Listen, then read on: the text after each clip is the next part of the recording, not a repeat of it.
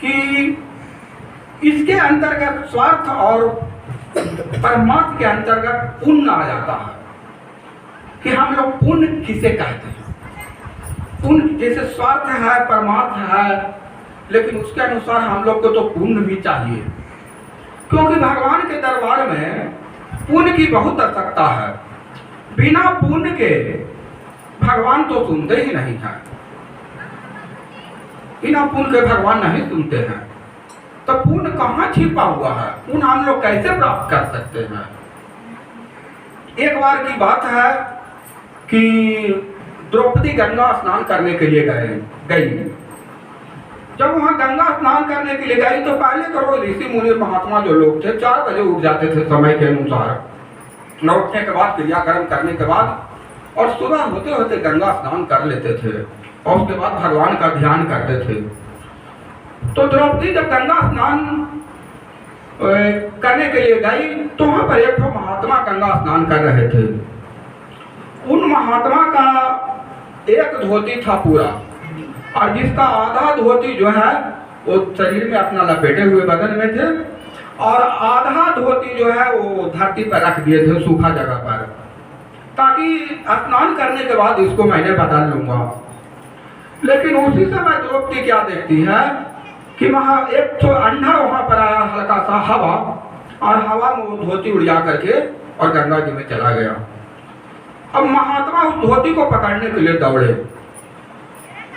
लेकिन वो धोती पकड़ाया नहीं, बल्कि उनका जो धोती पहने हुए थे वो भी फट गया, वो भी फट गया। इसी दरमियान जो है वो सवेरा होने को हो गया। अब महात्मा जी क्या करते, उन्होंने चुपचाप कि अब घर कैसे जाएं, आधे धोती में फटा हुआ धोती में घर कैसे जाएं। उन्होंने चुपचाप ऊपर निकल करके एक झाड़ी वहीं पर बगल में था, वो झाड़ी में छिप गए कि अब जब तक रात नहीं होता है तब तक मैं घर नहीं जाऊंगा। उनको अवसर पैदा हो गया। तो उस समय द्रौपदी देखी कि तो महात्मा बहुत संकट में पड़ गए हैं, इनको कुछ ऐसा मदद किया जाए जिससे कि इनको धोती मिल जाए और ये आराम से घरे चले जाए। तो द्रौपदी का कि द्रौपदी के पास ही विशेष कपड़ा नहीं था, वो भी तो धोती पर जो लपेटे हुए थी वही धोती पूरा था, लेकिन उससे आधा धोती फाड़ करके और उस महात्मा को झाड़ी के नजदीक जा करके और उन्होंने धोती दे दी। और बोली महात्मा आप कहाँ बैठे हुए हैं, धोती को पहन लीजिए और पहन करके आप अपने घर चले जाइए। और महात्मा धोती उसे पहन लिए और धोती पहनने के बाद वह घर को चले गए। अब इसके साथ क्या हुआ कि उसके बाद जब महाभारत के दरमियान जब चीर हरण द्रौपदी को हो रहा था तो उस समय तो वह द्रौपदी चिल्ला रही थी कि भगवान हमें, हमारे आबरू को, हमारे शरीर को, हमें चरित्र को रक्षा कीजिए। जो कि चीर हरण किया जा रहा है उसको आप रक्षा कीजिए। और रक्षा के लिए चिल्ला रही थी, लेकिन कोई भी मदद नहीं कर रहा था। विष्णु भगवान वहां पर बैठे थे। विष्णु भगवान तो क्षीर सागर में वहां पर रहते हैं शेष नाम पर। उसी समय इधर उधर से टहलते हुए नारद मुनि आ गए। तो नारद मुनि से पूछे कि भाई ये कौन चिल्ला रही है, बताओ पृथ्वी पर कौन चिल्ला रही है, क्यों चिल्ला रही है। तो नारद मुनि बताया कि ये तो पांडव की पत्नी द्रौपदी जो है चिल्ला रही है। पांडव लोग जुए में हार गए हैं द्रौपदी के, उसके कारण इनका जो है दुशासन चीरहरण कर रहा है दुर्योधन के अनुरोध पर, इसलिए चिल्ला रही है कि बचाइए, भगवान के शरण में आई हुई है। महाराज भगवान द्रौपदी को रक्षा कीजिए। वो नारद जी भी चिल्लाने लगे, लेकिन विष्णु भगवान कहें कि मैं कैसे रक्षा कर सकता हूँ। कोई भी मनुष्य जब तक पुण्य का काम नहीं करता है तो मैं उसको रक्षा नहीं कर सकता। और पुण्य जो काम पुण्य जो किया गया है उस पुण्य के द्वारा ही हम उसे रक्षा कर सकते हैं, न तो ऐसे तो रक्षा नहीं कर सकते हैं। क्योंकि हमने इस संसार का रचा है। इस संसार में बहुत से लोग रहते हैं, नाम भी सब लेते रहते हैं, सब तरह का अथी करते हैं, कर्म कुकर्म करते हैं, लेकिन जो जैसा कर्म करता है उसी के अनुसार उनको पुण्य फल की प्राप्ति होती है और उसी के अनुसार उनको रक्षा होता है और उसी के अनुसार सर्वार्थ और परमार्थ की पूर्ति होती है।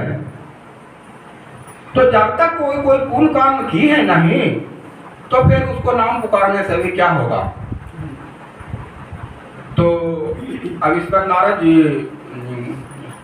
भाई संकट में पड़ गए कि अब क्या कैसे इनको किया जाए, कैसे मनाया जाए भगवान को। तो सब लोग विचार किए कि इसका कुंडली को खोदा जाए, इन्होंने कौन सा पुण्य काम की है, इसको पुण्य काम को देखा जाए। तो पुण्य काम के बारे में तो जैसा हम लोग अभी कहानी आपको बता चुके कि उन्होंने द्रौपदी ने एक महात्मा को अपना आधा वस्त्र है जो दान में दे दी थी, वही सबसे बड़ा उसका पुण्य था। और उस पुण्य के कारण विष्णु भगवान को जब पता हुआ कि ये पुण्य की है, इन्हें महात्मा को आधा वस्त्र दी है, तो तुरंत दौड़ गए रक्षा के लिए। उसको इतना कपड़ा दिया जाए जो कि सूद ब्याज के साथ अदा किया जाए ताकि इसको वस्त्र का कमी न हो।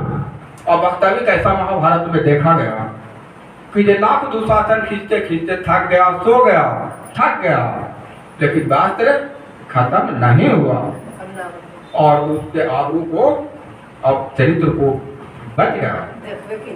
हाँ, तो कहने का मतलब है कि इस पर हम